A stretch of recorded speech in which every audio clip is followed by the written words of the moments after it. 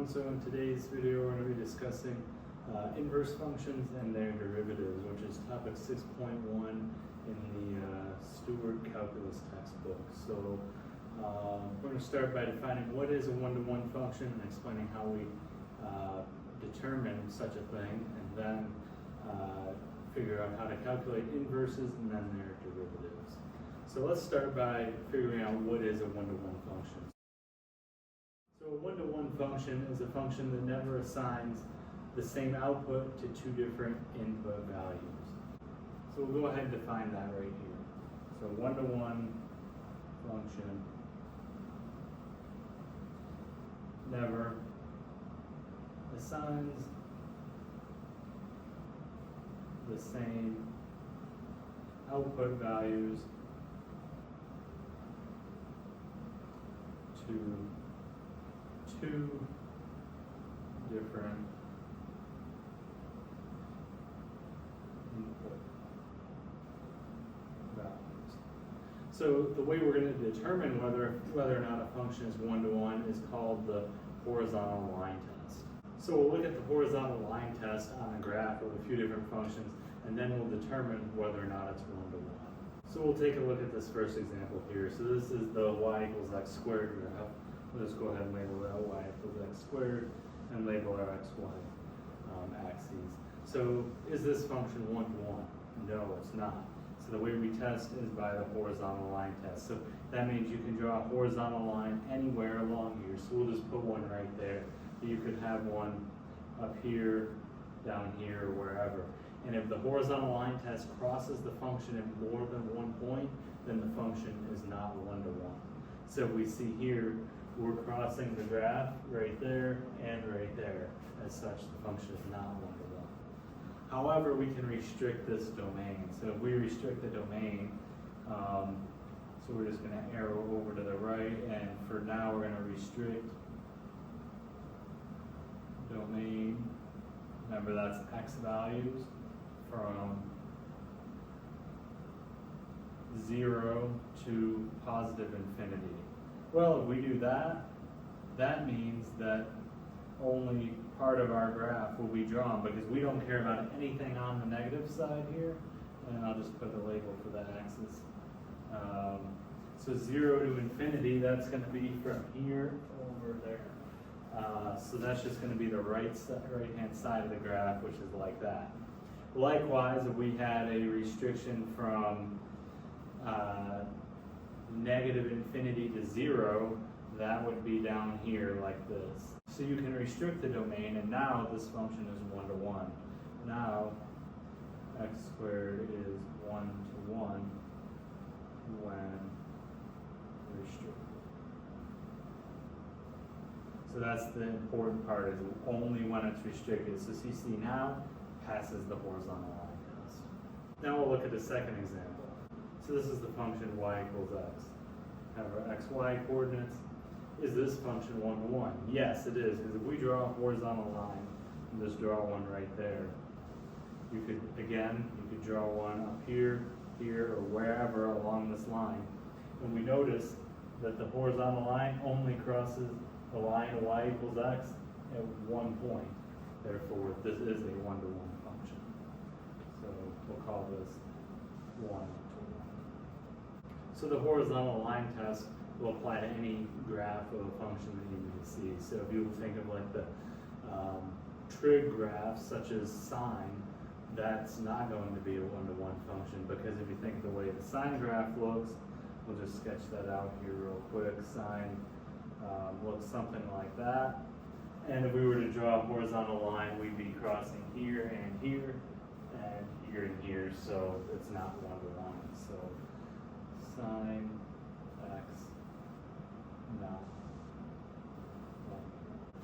So now we'll take a look at an example where we're going to do this algebraically. So say you don't have the graph in front of you and you have to determine this, and you're just given a function. So we'll call this example 3, and we have the function r of t equals t cubed plus 4. Is this one-to-one? Well, you could sketch this graph out if you wanted, but that takes a long time. So what we're gonna do is we're just gonna assume R of t1, so some arbitrary t value, so that could be 1, it could be 100, it doesn't matter. And that's gonna equal R of t2, another arbitrary t value. From this point, we're going to plug those values into the function. Remember, our function is t cubed plus 4. So we just plug in, like say if this was R of 1, we plug in 1 for t, we're going to do that exact same thing here. So we'll just get t1 cubed plus 4 equals t2 cubed plus 4. So again, all we're doing is setting one side equal to the other side with two different t values. So we can subtract 4 from both sides. Those cancel out. So then we're just left with t1 cubed equals t2 cubed. Take the cube root of both sides, and that's going to give us t1 equals t2. So 1 to 1. So the function is 1 to 1. So now that we know how to define and determine whether or not a function is 1 to 1, we're going to introduce the idea of inverse. So if we have, we'll just call this one question 4 right here, and say we have f of 6 equals 17. So we don't know what the function is. It doesn't necessarily matter here. And we'll just say assume f is 1 to 1. So we're assuming f is 1 to 1. Again, an inverse only exists if a function is 1 to 1. So if f is not 1 to 1, you cannot find an inverse. So now the question is, what is f inverse of 17? Well, f inverse of 17 is just going backwards the other way. So f inverse of 17 is just going to be 6. So f inverse of 17 equals 6. And then likewise, say we have, this will just be a subproblem to this. Say we have f inverse of 3 equals 2. And we want to know what is f of 2. And then again, we're assuming f is 1 to 1. So f of 2, that's just going to be 3. So it's just going the opposite direction. So f of 2 equals 3. So that's the idea of the inverse. So f inverse takes the output of a product. So in this first case, our output was 17, and it flips it and returns the original input. So it's a way to find the original input value. So what is f inverse of 17? The original input value is 6. That matches right there. Now for the next problem, we're going to be finding the formula for an inverse of the function f. So we're going to have, call this problem 5, and say we have function f of x equals 5 minus 4x. And we want to find a formula for the inverse of f. And the way we're going to do this is replace f of x with y and then solve for x in terms of y. So first we're going to rewrite this as y equals 5 minus 4x, and now we're going to solve for x in terms of y. So doing that, we'll subtract 5. That gives us y minus 5 equals negative 4x divided by negative 4. That gives us x equals y minus 5 over negative 4, which we can rewrite as 5 minus y over 4. Now all we have to do is swap x and y, and then add the f inverse of x notation. So then we'll just rewrite this as 5 minus x over 4 equals f inverse of x. And that's how you find the inverse of a function. So now we're going to talk about how to find the derivative of inverse functions. So for this is going to be a little more complicated than one-to-one and everything, and that might have been reviewed for you. So the directions for this one, pretty simple. We're just going to find f inverse prime of a, and we're given f of x equals 3x cubed plus 4x squared plus 4x plus 2, and we know a equals 2. So first we want to compute the derivative. So first compute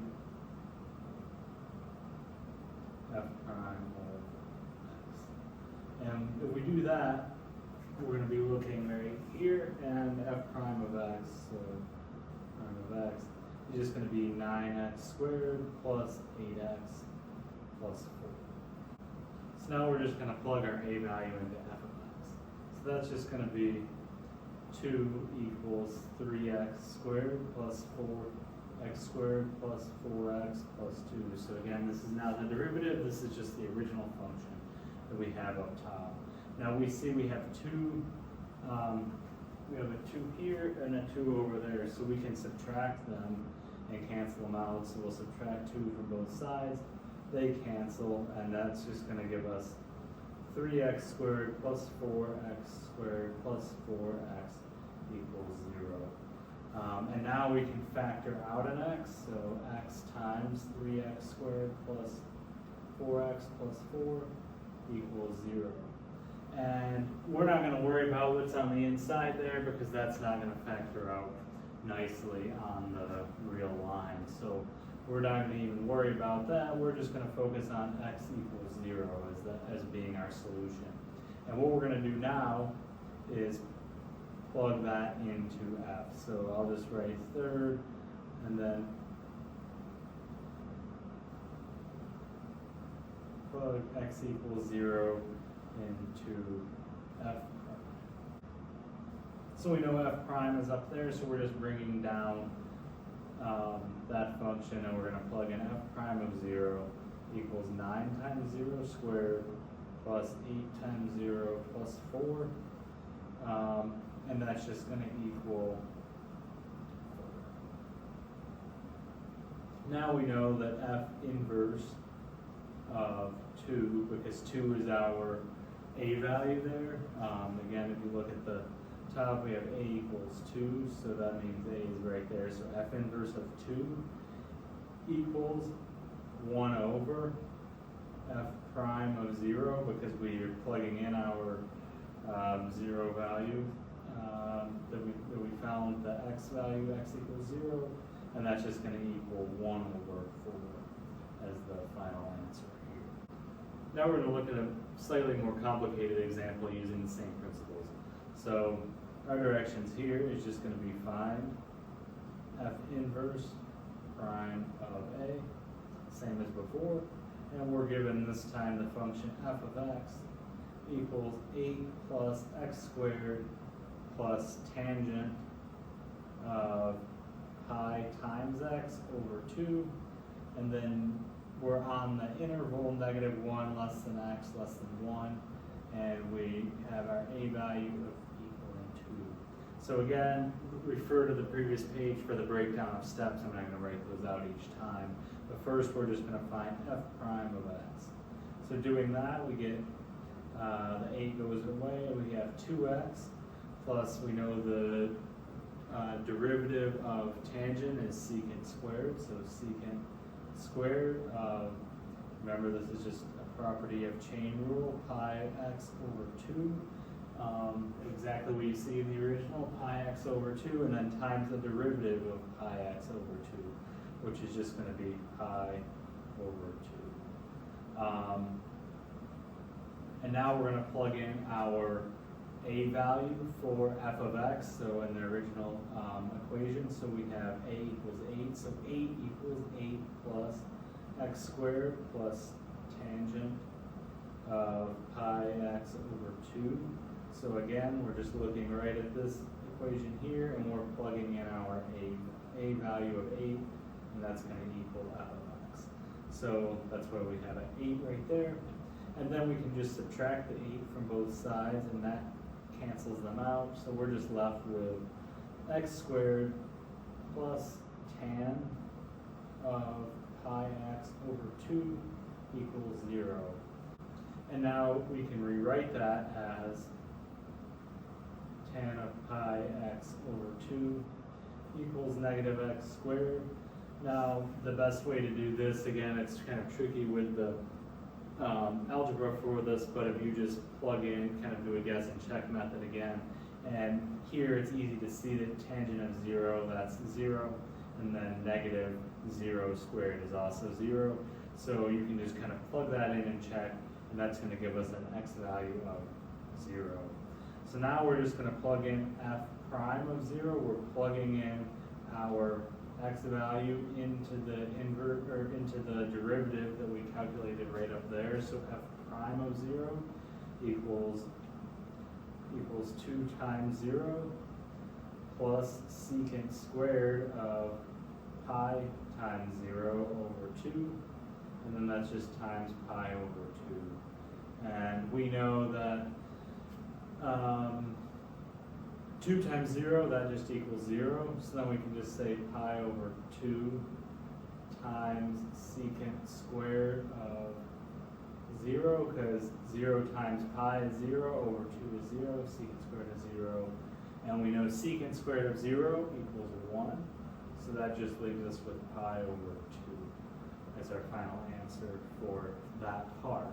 Now we want to plug in the our a value that we were given earlier into the for the inverse. So f inverse of a value is 8 equals 1 over f prime of 0. We know f prime of 0 is pi over 2 because we already calculated that. So then that's just 1 over pi halves, and then we just flip the fraction here so that it's 2 over pi to write it in simplest form. And then that will be our final answer for this problem.